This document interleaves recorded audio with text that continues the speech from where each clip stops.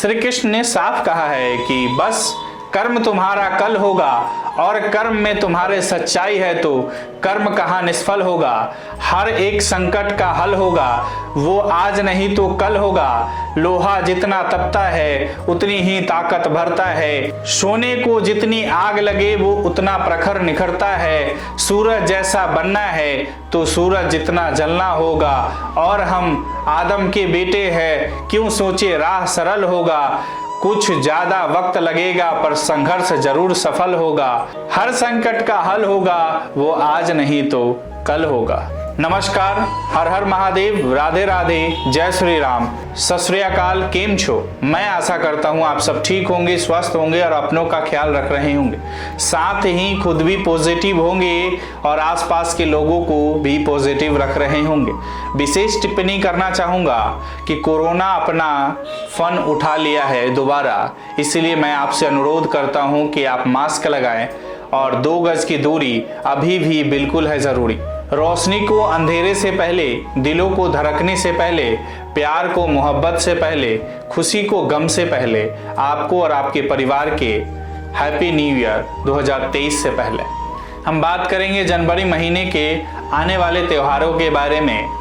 2 जनवरी 2023 को पौष पुत्रदा एकादशी पड़ेगा।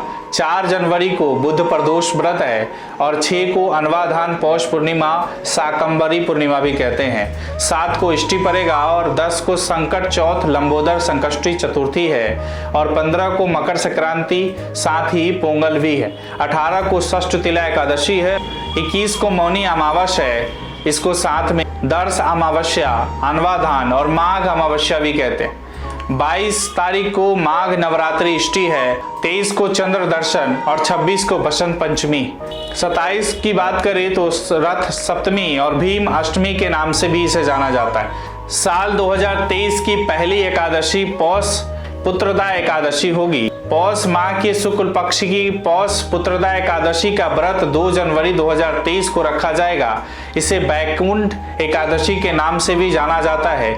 इस व्रत को करने से जिस फल की प्राप्ति होती है वह हजारों सालों तक तपस्या करने से भी नहीं मिलता। सनातन धर्म में हर एकादशी का अपना महत्व है।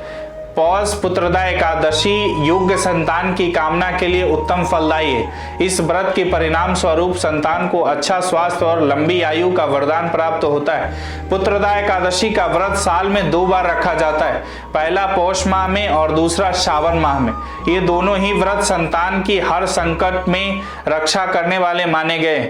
इस दिन कुछ उपाय करने से संतान पर सकारात्मक असर पड़ता है। आइए जानते हैं। पौष पुत्रदा एकादशी 2023 की अगर मुहूर्त की बात करें तो हिंदू पंचांग के अनुसार पौष माह के शुक्ल पक्ष की एकादशी तिथि 1 जनवरी 2023 को रात 7:11 से हो रही। अगले दिन 2 जनवरी 2023 को रात 8:23 पर इसका समापन होगा।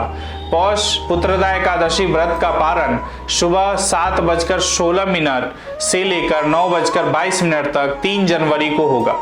पौष पुत्रदा एकादशी का उपाय है कि पुराने के अनुसार पौष पुत्रदा एकादशी का व्रत करने से अग्नि अष्टोम यज्ञ का फल मिलता है।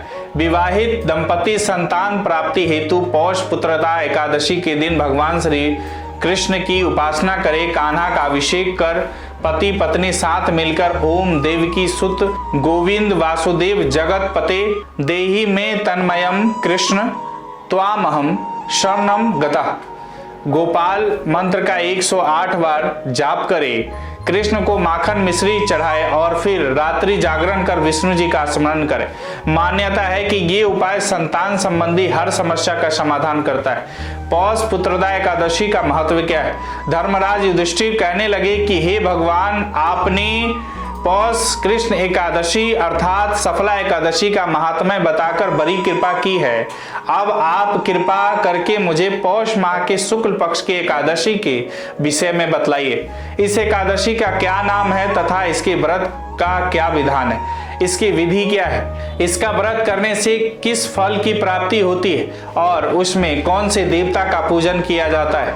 कृपया यह सब विधान पूर्वक कहिए। भगवान श्री कृष्ण बोले, पौष माह के शुक्ल पक्ष में आने वाली एकादशी को पौष पुत्रदा एकादशी कहा जाता है। इसमें भी नारायण भगवान की पूजा की जाती है। विधि पूर्वक इस व्रत को करना चाहिए। इस चर और अचर संसार में पुत्रदा एकादशी के व्रत के समान दूसरा कोई व्रत नहीं है। इसके पुण्य से मनुष्य तपस्वी, विद्वान और लक्ष्मीवान होता है। इसकी मैं एक कथा कहता हूँ, सो तुम ध्यान पूर्वक सुनो। भद्रावती नामक नगरी में सुकेतुमान नाम का एक राजा राज्य करता था। उसके कोई पुत्र नहीं था। उसकी स्त्री का नाम सेवया था। वह निपुत्री होने के कारण सदैव चिंतित रहा करती थी। राजा के पितृ भी रो रो कर पिंड लिया करते थे और सोचा करते थे कि इसके बाद हमको कौन पिंड देगा। राजा को भाई, बांधव, धन, हाथी, घोड़े, राज्य और मंत्री, इन सब में से किसी से भी संतोष नहीं होता था। वह सदैव यही विचार करता था कि मेरे मरने के बाद मुझको कौन पिंडदान करेगा। बिना पुत्र के पितरों और देवताओं का ऋण मैं कैसे चुका सकूंगा। जिस घर में पुत्र न हो उस घर में सदैव अंधेरा ही रहता है। इसीलिए पुत्र उत्पत्ति के लिए प्रयत्न करना चाहिए। जिस मनुष्य ने पुत्र का मुख देखा है वह धन्य है। उसको इस लोक में यश और परलोक में शांति मिलती है, अर्थात उनके दोनों लोक सुधर जाते हैं।